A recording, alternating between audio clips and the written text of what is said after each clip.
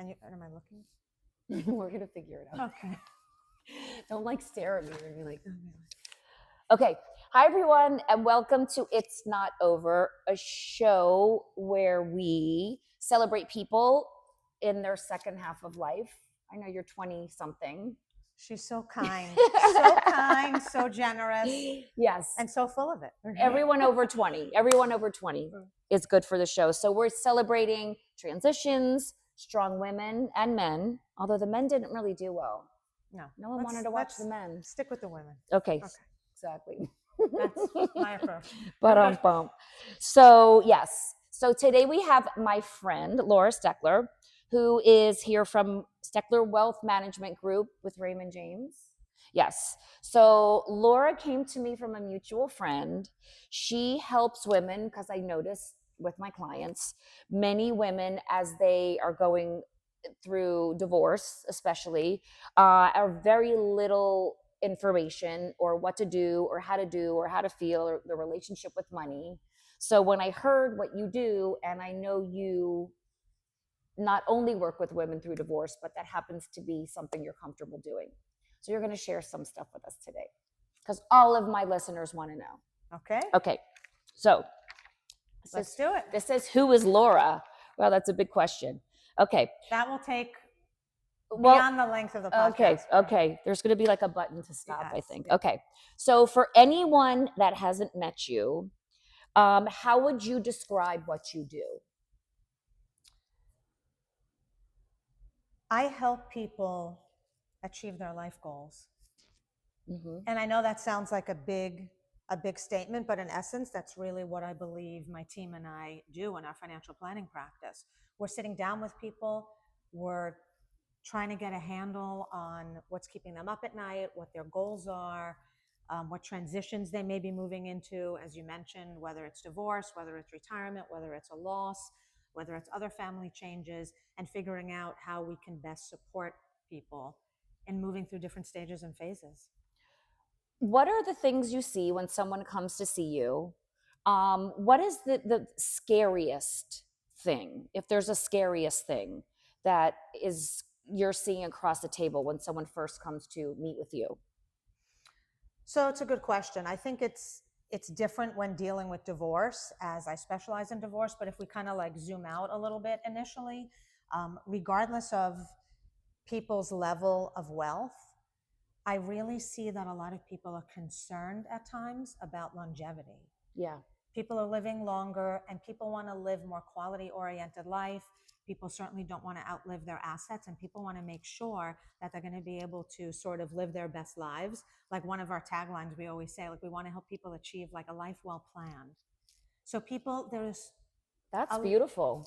Thank you. No, I love that. I have that on a lot of what I think that's what makes your group special, right? And I think that is, and I know that we've had conversation about you kind of bridging the gap between all that financial stuff. And this is why you're here today, that your heart is so vested in your clients that you can't just say, here's the money and here's the person and here's the emotional stuff and here's the divorce. It is all one big ball. No, deeply. I mean, we bluntly put, we really try to do things very, very differently on my team. I mean, first of all, I would share, you mentioned the men before, not knocking the men, but I love our male clients, and right. we work with everyone, individuals, couples, families, across the board. But our team is a little bit different because the reality is the world of being a financial advisor has historically been dominated by men. And that's okay. Wonderful financial advisors. However, it sort of evolved over the decades in my practice. I have a team of 6 people, and we are 5 women and 1 man. Okay. And the one guy is my work husband. He's a dear friend, Matt. He's incredible. We've been together for many, many years. Couldn't do it without him. Okay.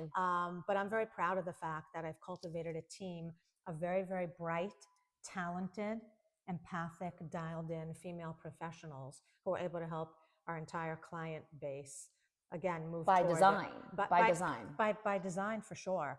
And building on what you said before, very, very true. I mean, it's not like we go into a meeting and say, show us your account statements, how much wealth have you accumulated? We'll move in and out of different positions, change the investments, and goodbye. Right. That's not the way to do it. And I think a lot of people do that. And I think clients are getting a disservice. So we take people through a very, very personalized planning process where we're getting to know their goals, their concerns, family, money, you name it, and helping them build a plan, again, to help them achieve their goals. So the investments are just one ingredient in the cake, so to speak. Right. We're talking about everything, and we develop deep personal relationships with clients. And moreover, I know you do. Yeah, yes. We're building financial plans. It's not just the investments. We're talking about the house. We're talking about charitable giving. We're talking about estate planning. We're talking about managing risk through insurances. We're talking about education funding, multi-generational planning, all of it. That's so awesome. Oh, you're still though. All right. Yeah. Yes, Well, you Stella. have to. And I think it's probably really scary. You mentioned about moving and homes. I see with my clients, there's a lot of emotional attachment to a home. And maybe there's times where you need to tell someone this home isn't affordable for you. If you keep the home, then you're going to have to give here. Yeah, no, that happens a lot. We talk about primary residences, we talk about vacation homes, investment properties, etc.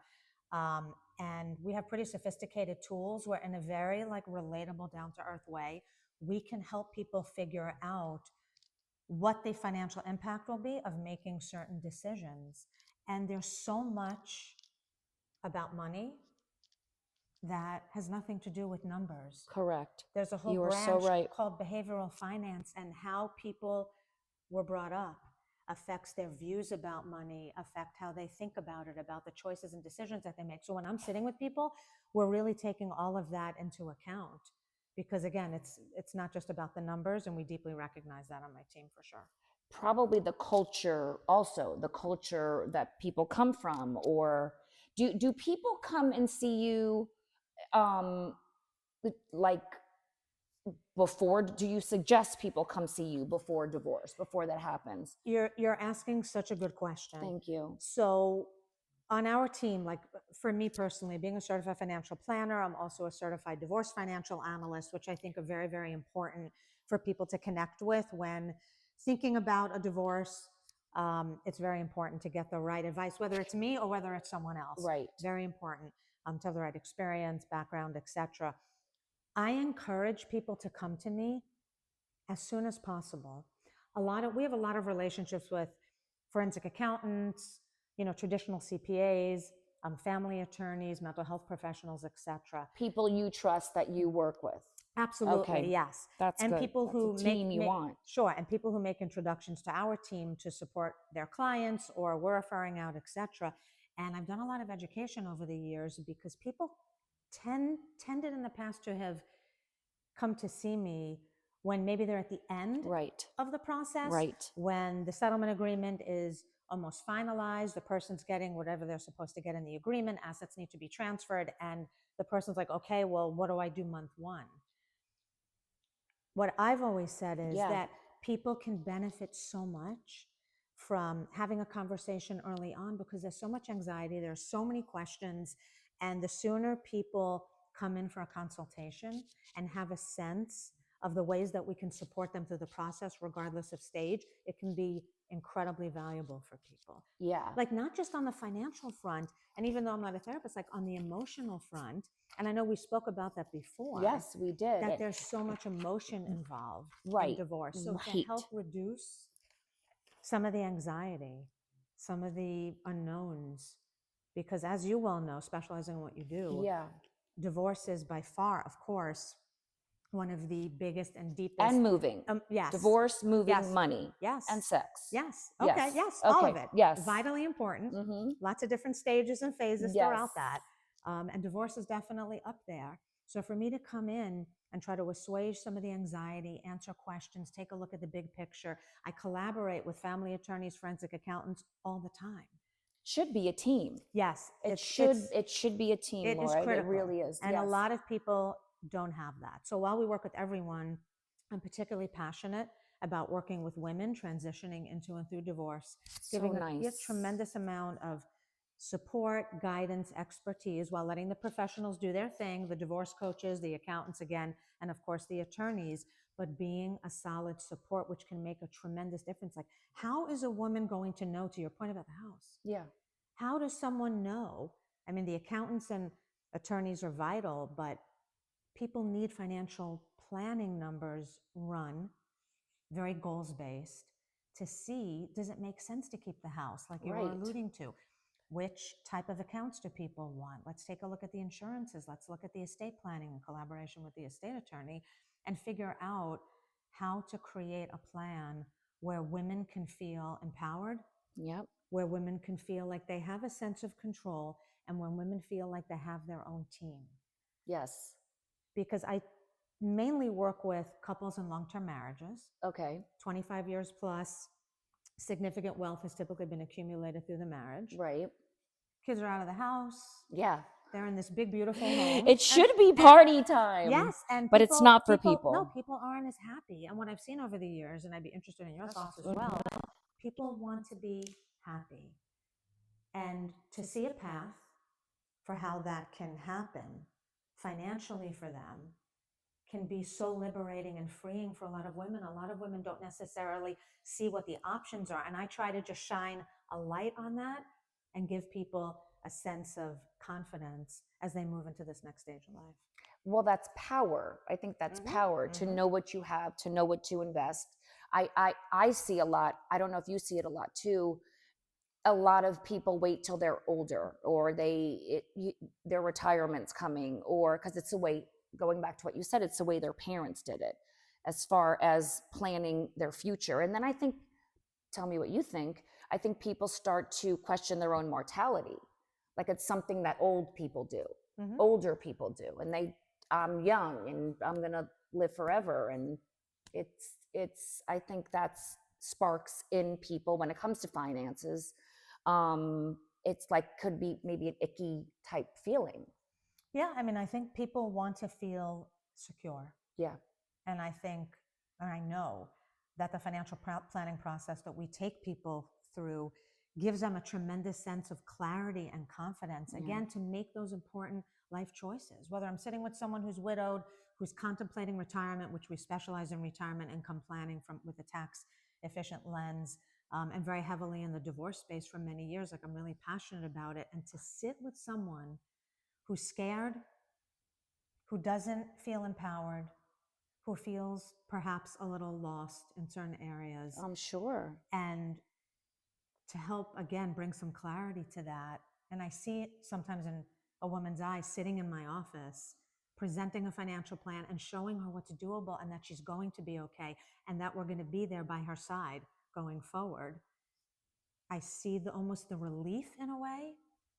That's like, Julie, it's like palpable in the room. And on a personal note, when I finish that meeting and when I go home at the end of the day, like, it's not about that. I mean, it's my profession. It's what I do. But on a personal note, I feel deeply gratified that I was able to make an impact in a woman's life. You sleep well at night, and that's why your name kept coming up, Laura, from someone like, you have to go see Laura, you have to go see Laura. So that is, you were doing something amazing.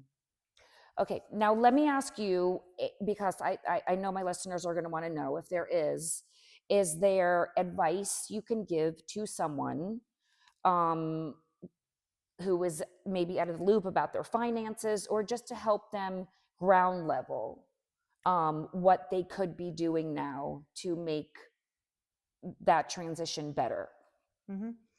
It's a great question. So you love my questions. I love you, and I'm not just saying that. She asked very good questions. Thank you so much. Yeah. Thank you. It was Stella. I wrote all the questions. No, I'm kidding. No. You did. Yes. So one of the things I'll highlight is what we were talking about. Women need to have a sense that they can get a handle on this. Yeah. Now, not to stereotype, but oftentimes, not always, but sometimes in long-term marriages, women are not considered what I call the financial spouse. Right. And maybe they don't know the passwords, the account numbers, what kind of account types they have. And simply put, like, what's going on in their financial lives. Many do, and some don't. Out of the loop. Right. So I would encourage women who may have felt out of the loop over the years to try to get a little bit of a handle on it and kind of understand where things are. And oftentimes there's one financial advisor, and one of the spouses may not always be. We encourage family meetings all the time when we're working with couples and families. I was going to ask you that Yeah, too. not always the case. So because you're still family. Right. So what's important for women, in my opinion, is either to sit in on those meetings, or if someone is contemplating divorce, to know that she needs to build her own team, that she doesn't need to rely on the old advisor, the old people that she may or may not have had a relationship with. I've seen it dozens and dozens of times. A lot of times it's someone's uncle. Yes. I know when I was married, my ex-husband, who I adore, would say, oh, I said, what would happen if something happened? He said, oh, just call my uncle. Right. Call the and uncle. I said, okay, I'll call your uncle. Right. But women in particular are afraid to keep asking questions. Yes. It's the same with a prenup. It's the same with all of these things. And all of those questions should be asked very early on. What is your relationship with money? What if this happens? What do you think about school? What do you think about saving for college? And educating, for women to educate themselves. And if they're thinking about divorce, or even in the early innings, let's say, so to speak, to start building her own team. Sit down with a divorce financial analyst, a certified financial planner, CFP, and have that confidential conversation that's just focused on her, that's just focused on her goals, her needs, her concerns, and taking an objective take on what her situation is. Or where it is, or what they have. Because maybe sometimes the woman isn't the provider in a lot of marriages. Yeah, sure. So maybe they don't think they're worthy, or maybe.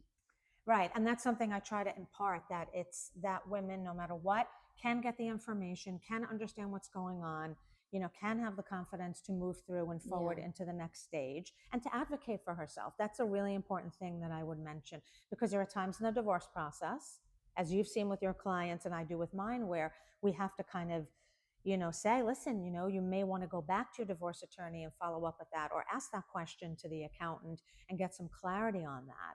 So I think women need to know that they can ask questions, they can,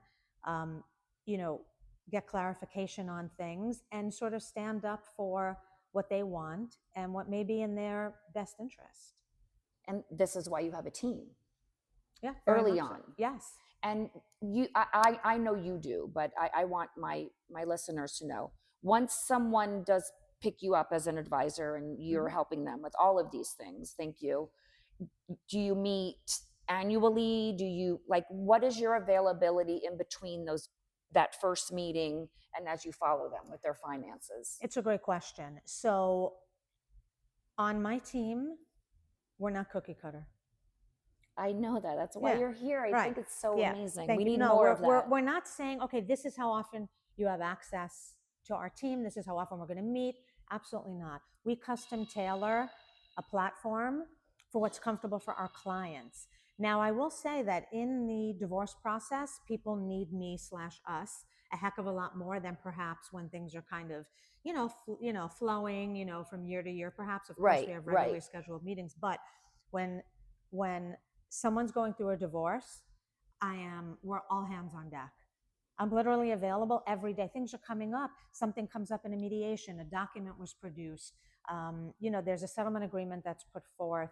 There's some new piece of information. There's, something that comes up that's challenging or difficult. You're available. Yes. So we're always available. We're on the phone, Zoom, in person. We have clients all over the country and world, in fact. So we like to be very, very connected so we can give our clients in real time feedback. And we're also available to the professionals involved in the case as needed, for sure. And then once people move through that, when, quite frankly, the attorney goes away. Right. The CPA goes away. Yes. You're done. Yes. Maybe you're having a glass of wine and breathing a deep sigh of relief. There's a lot of work that needs to be done.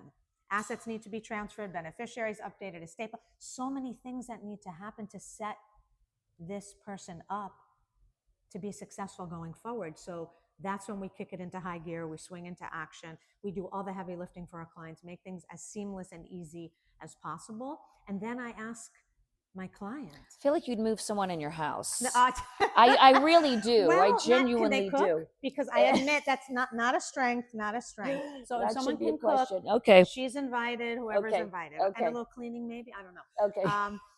However, we ask our clients what's comfortable for them in terms of how often they'd like to meet. We have regular meetings throughout the year, but every client knows if they, and I'm not just saying this, if someone needs me, if I meet with someone today and they need me for an hour tomorrow, they're going to have me for an hour tomorrow, because we have the bandwidth on the team. We have, thank God, a beautiful practice, but we don't want something that's not manageable. So we're pretty selective. And it's your name, Laura, on the Yes, Steckler, it is built from scratch. I will share. I wanted to. Okay. You share with me in a nutshell. Sure. I know your background and how you ended up here. Please, because I know that's cool. Cool. I don't know how. Okay, maybe cool. Yeah, you are so cool. I try. In essence, really briefly, I grew up in New York. Quite frankly, to say of humble means is kind of an understatement. The other side. Yes. And single parent home, divorced home. My parents divorced when I was one, only child. And I started working when I was 14 and put myself through college and what was your first job? School. My first job was working in a Greek diner. Okay. In Brooklyn, owned by two Greek men. I worked the cash register. Okay. I made $4 an hour. And the cash register at that time, it was a million years ago. It popped open? And it didn't calculate the change back. So I had to learn to do that in my head. Okay. Fell in love with numbers, and perhaps the rest is history. I don't know. Yes. But I always had sort of an entrepreneurial spirit, but I always loved the concept of helping people and having personal connections, which is why I'm not like an analyst sitting behind a screen all day analyzing equities. Right. So my background is in business and psychology. What a perfect. Yeah. And I moved to South Florida almost 25 years ago. Were you originally with a firm? Yes. With a different firm. Okay. And so, no, I've been with Raymond James. For the duration. And I didn't know anyone in South Florida, quite frankly. And certainly didn't know anyone who had a lot of investable assets. And I just built my practice one client at a time, doing the right thing, taking good care of people. And thank God it's grown to a very, very beautiful thing. You are a badass. I think recently, because I was asking you for one of my clients, I think you even, when you feel full, I think that you have your team, but when you feel, and I know you like to travel, you don't probably as much as you want to, but to have that kind of team, I always think about that in collaborative law. Yes. Like there's an attorney, there's a divorce coach, there's a financial person, there's someone like you. So it does take a team of people to do that. So you're here. Yes. What's next? What is next? What is next? You didn't know I was going to ask that. I didn't know that, and it's an amazing question. So, you. Yes, what is next? Yeah. I really want to continue to make a meaningful impact in people's lives. I want to see clients living their best lives, traveling, enjoying family, hobbies, interests, retire young if that's what people want. A lot of people don't want that. So we support people wherever they're at. And I want to have fun. Yeah. I want to have fun. I have fun with our clients. I love travel. The other thing I'll share, which is really important to me, I love focusing on charitable giving. Okay. And being of service. And I really would love to spend more time in some of the organizations that I feel make an impact, want to use myself more, want to spend more time doing that, and continue helping really nice people who want to work with a down-to-earth experienced team and enjoy life. You will. Yes, you will. Now, let me ask, because I'm going to put in the comments how to get you. Is there... And I guess I'll put it in the comments, but if someone wants to come see you, that initial consultation, is that something that you do? Yes, so that's something that we do. People can, find us. I think we have amazing resources, by the way, especially in a divorce space. I saw on your website. Yes. Yeah, we have some videos on divorce, great information, as well as general, financial planning. So it's stecklerwealthmanagement.com.